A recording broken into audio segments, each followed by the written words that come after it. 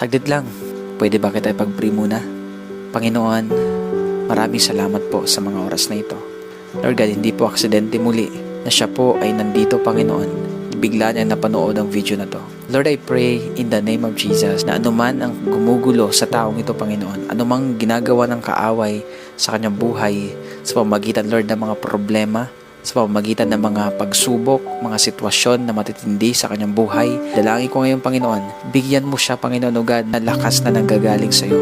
Ano man ang kanya pong dinadala sa mga oras na to, Panginoon. Lord, maaaring ang taong ito, wala po siyang ibang mapagsabihan sa sobrang bigat na kanyang nararamdaman. Maaaring ang taong ito ngayon, Panginoon, hindi po niya alam kung saan siya lalapit at kung ano po ang kanyang gagawin. Napatanong na siguro ang taong ito, Panginoon, na may Diyos kaya na nagmamahal sa akin?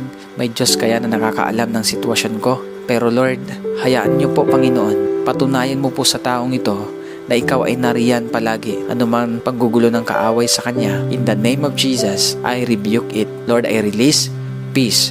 I release joy. I release strength. I release life.